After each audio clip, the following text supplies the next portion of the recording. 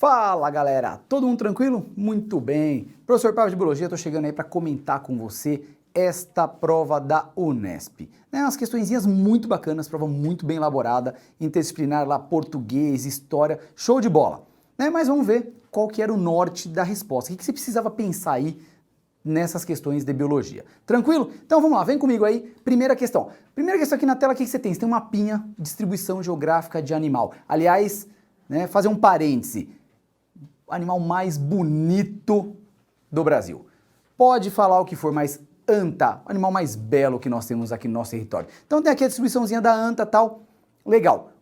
E ele pergunta para você sobre a distribuição do gênero Tapirus. Cara, se você bater o olho no mapa, se olhou o mapa, o que você entende ali? Houve uma migração, esse gênero se espalhou, esse processo onde um grupo ancestral se espalha, e aí em cada local vai desenvolvendo espécies novas, você está falando o quê? Processo de especiação. Então quando ele pergunta para você aqui, ó, distribuição no tempo e espaço, indica o quê? Gente, claramente vai indicar um processo de especiação, surgimento de novas espécies a partir de uma expansão geográfica, isolamento geográfico. Tranquilo? Então era uma questão bem bacana, muito bem montada aí sobre especiação. Então essa é a primeira questão que aparecia aí para você de biologia. Tranquilo? Beleza. Vamos à próxima? Bora lá, ó. Próxima questão. Tem um texto aqui que fala de uma nova família de toxinas. Então, acompanha comigo, vamos apontar umas coisas aqui importantes. Ó. Põe na tela aí para vocês, o texto tá assim, ó. Os pesquisadores caracterizam uma nova família de toxinas antibacterianas presente em bactérias como Salmonella entérica. Show! Nessa espécie, a proteína tóxica é usada para matar outras bactérias, matar outras bactérias intestinais e facilitar a colonização do intestino dos hospedeiros. Tá, estratégia aí do parasita. A proteína tóxica ataca precursores de formação da parede bacteriana. Então vai destruir a parede. Dessa forma, a bactéria alva intoxicada continua crescendo, porém sua parede fica enfraquecida. O que você vai lembrar disso? Função de parede celular, proteção. Esta parede celular, que serve para proteção, se ela for destruída, o que pode acontecer? A célula pode crescer, ele fala, ela continua crescendo. A expansão não vai ser limitada, a célula sofre lise. Então, quando ele fala da droga, ele está falando aí de retirada de parede, você tem que pensar no quê? Aumentar volume, perder volume? Osmose. Então, olha lá a pergunta, uma maneira de neutralizar a ação da salmonela e da bactéria alvo intoxicada por ela seria colocar quais tipos de soluções?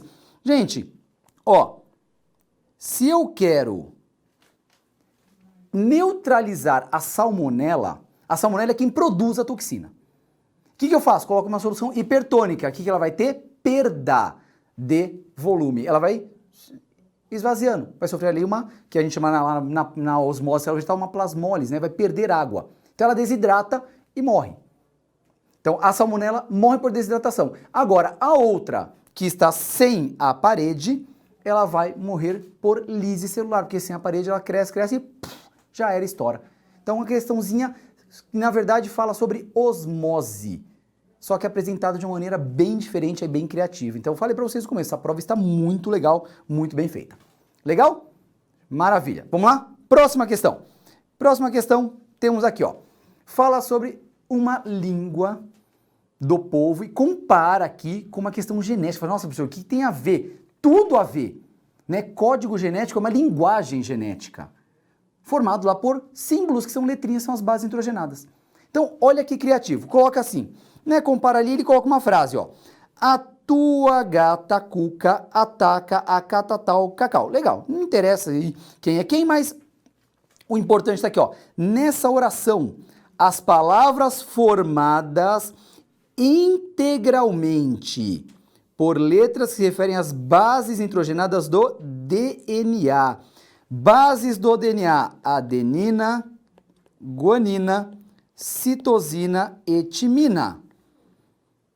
Logo, o que ele está querendo que você faça? Primeira coisa, nesta frase, você vai reconhecer quais são as palavras que só têm essas letras, A, G, C e T. Por quê? São as siglas das bases nitrogenadas do DNA. E depois ele quer a classe gramatical. Cruzamos a interdisciplinar com português.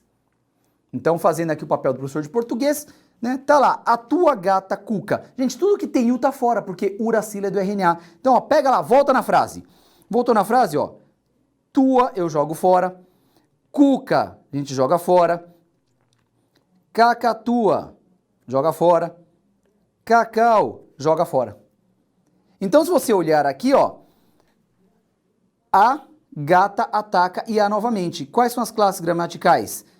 Tá aqui, gente, ó. A é artigo, gata substantivo e ataque é do verbo atacar. Pronto.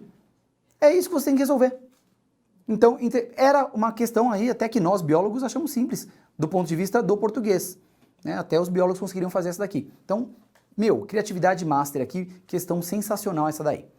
Tá? Envolve base lá da genética, biologia molecular, mistura ali com classe gramatical. Entendido? Muito bom, muito bom. Então, outra. Vamos para outra.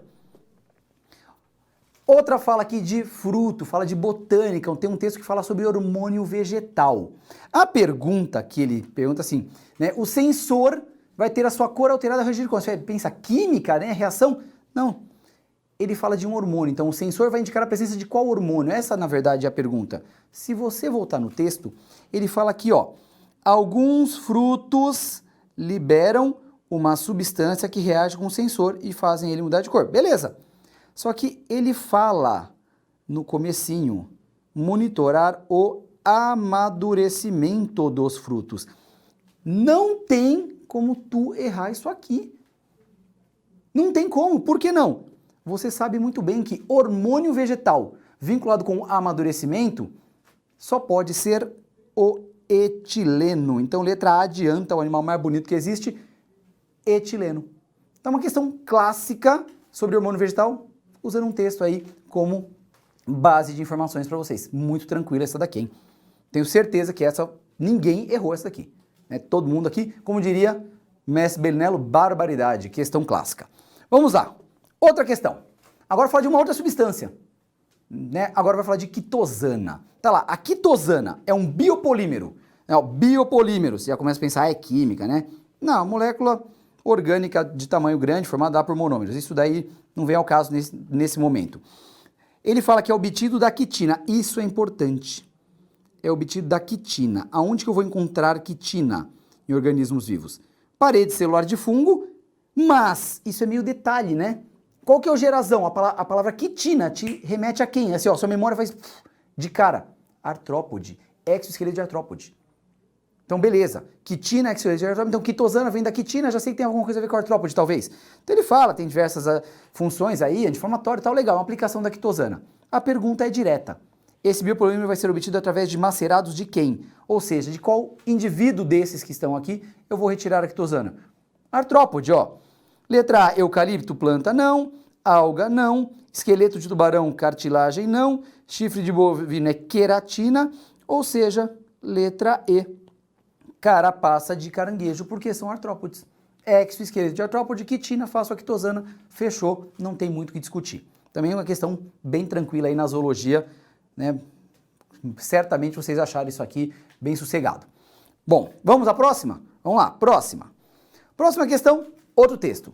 Texto que fala de doença parasitária. Lá, ó, doenças parasitárias são frutos da coevolução de endoparasitas e artrópodes hematófagos. Ó, primeira coisa que ele faz uma relação de parasita com artrópode, que é um vetor, né, quem transmite. Por meio da picada na pele e tal, eles inoculam esses parasitas, ele vai dizendo isso, ele fala que a picada vai causar um inchaço, vermelhidão, irritação na pele, processo inflamatório decorrente da lesão e da injeção de substâncias à glândula salivar. Aí ele fala que, no entanto, a irritação da pele posterior à picada é uma reação fisiológica fundamental para a transmissão de quem? Isso aqui, ó. Irritação da pele posterior à picada é fundamental para a transmissão de quem?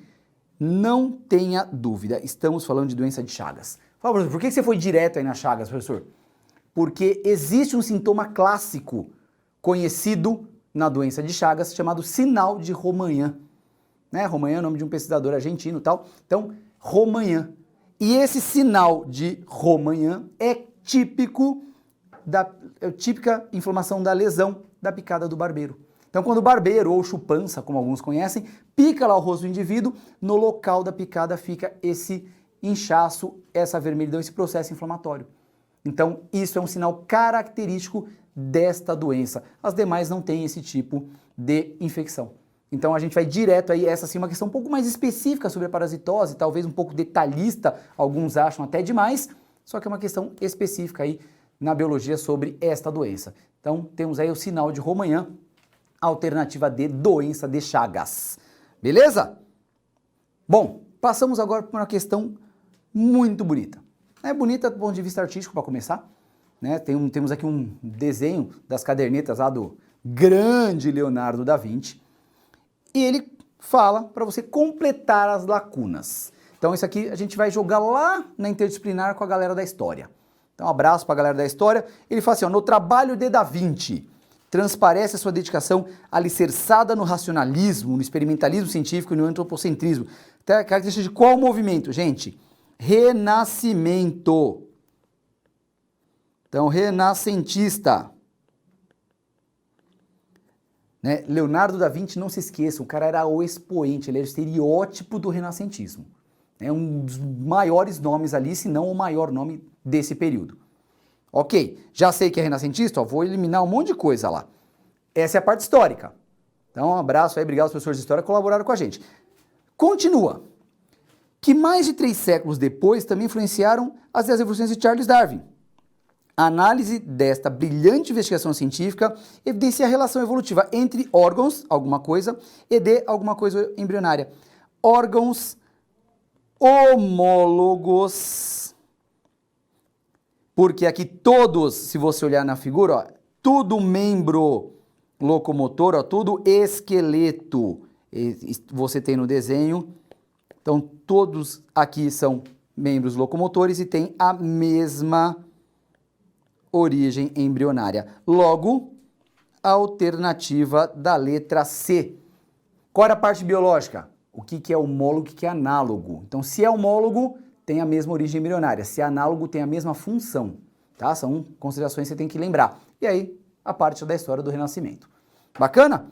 Então, belíssima questão e belíssima, inclusive, na ilustração aí do Da Vinci, para quem já viu ou tiver a oportunidade de ver os esboços dele, das cadernetas dele, são fantásticos. Bom, tudo pronto? Vamos para a próxima? Respira. Né? Fala, professor, tá muito rápido. Respira, só a gente tá comentando aqui o que foi feito, hein? Vamos lá, próxima questão. Fala daqui de uma cabra que nasceu com deficiência. Fala, como assim, senhor? Tá falando que a cabra nasceu com os membros anteriores defeituosos, né? Um sem um membro, o outro defeituoso. E diz que durante o desenvolvimento ela se adaptou, tal. Você lê o texto lá, você vai pegar essas informações. O que ele te pergunta é o seguinte, ó. As modificações adaptativas do esqueleto da cabra, que são relatadas no texto, que ele fala que aí os ossos dos membros posteriores foram alterados, tal. Por que foi alterado? Imagina um animal quadrúpede, sem uma pata, e aí a outra atrofiada, as dianteiras. Ele se apoia somente nas traseiras. Por conta desse processo, as patas traseiras elas têm uma modificação, porque a função delas passa de ser suportar todo o corpo e desenvolver uma locomoção diferente do que ele faria antes. Então o que acontece aqui está relacionado claramente a uma hipertrofia que foi desencadeada pela exigência comportamental. Por que a musculatura dele, por que os ossos dele ficaram mais fortes, mais resistentes na parte posterior do animal? Porque ele não tinha as anteriores para apoio. Então você tem aí uma adaptação a uma condição a qual ele nasceu, a uma má formação.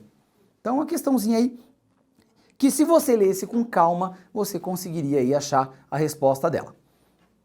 Beleza? Maravilha! Vamos lá, outra questão. Agora uma questão sobre aí índice de massa corporal, que ele fala aqui de estudos, a curva de crescimento em indivíduos.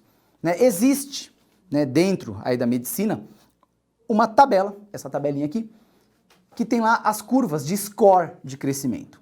Né? E aí você vê lá se a criança, pela idade dela, se ela está no índice de massa corporal correto, tal, porque para saber se ela está obesa, se está com sobrepeso, se está com um quadro clínico de magreza ou se está dentro do parâmetro considerado da normalidade, né? Para um bom desenvolvimento do organismo. Legal. E aí o texto fala disso tudo, coloca aqui para você, ó, acompanha aqui comigo, eu vou marcar aqui para você, ó. Ó, o score Z, ele tem aqui, ó.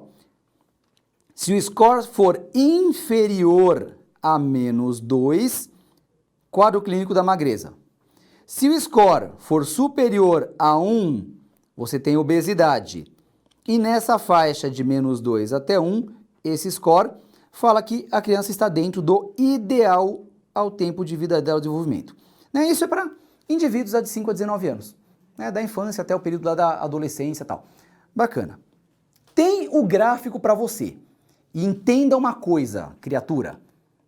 Leitura de gráfico, análise de figura, tabela é cada vez mais importante você saber fazer. Por quê? Vestibular cobra isso de monte. Aqui está um exemplo clássico. Fala, professor, eu preciso saber calcular MC? Não, não precisa saber calcular MC. Você não precisa saber a fórmula do MC? Não, não precisa. Você tem no texto os valores de referência e você tem aqui a tabela pronta. E olha o que ele fala para você. Né? Alguns nutricionistas acompanham os meninos, colocou aqui para você, nessa tabelinha, o IMC e a idade. A única sacada, o único feeling que você tem que ter é que a tabela, a idade está em anos de vida. Né? E no gráfico, perdão, está em anos de vida. E na tabela está em meses. Então, só converter aí, dividir por 12 para saber quantos anos cada criança tem. De acordo com o IMC e a idade, olha o que ele pede para você. Qual dos meninos, né, precisa de uma dieta hipercalórica? Aí você fala, cuidado com isso, porque quando pensa, IMC está falando de quem está acima, está obeso para fazer dieta hipercalórica. Mais e mais e mais e mais caloria. É para ganhar massa, não é para perder. Então eu estou procurando quem está no quadro de magreza. É esse cara que eu estou procurando, é ele que precisa dessa dieta, que precisa ganhar massa. O que você faz? Vai aqui, vê pelo IMC e pela idade do indivíduo, joga no gráfico e você vai ver em que curva de score que ele está. Assim você vai saber pelo valor de referência que estava no texto, quem que é o que está com magreza. Se você fez isso bonitinho, tá vendo? É simples. Se você fez isso tudo bonitinho, você vai ver que quem está neste quadro é o SU, né? Como é menor de idade, suas iniciais para não expor aí o garotinho. Então, olhando lá, a gente vai considerar e vai ver que o SU ele está um pouco abaixo do -2, ainda acima do -3. Ou seja, ele está fora do padrão considerado normal, ele está no quadro de magreza. Taca a dieta hipercalórica que ele vai ganhar massa corporal. Viu? Nada muito absurdo. Nada muito, vamos dizer assim, difícil. Questões que misturavam informações de diversas disciplinas e que trouxeram para você uma prova agradável, uma prova prazerosa, uma prova não muito complexa do ponto de vista biológico, mas que cobrava informações aí essenciais da biologia. Tranquilo? Belezinha? Então, espero que você tenha gabaritado isso aqui, você tenha destruído essa prova e a gente se vê na segunda fase. Tá certo? Grande abraço, moçada! Tchau!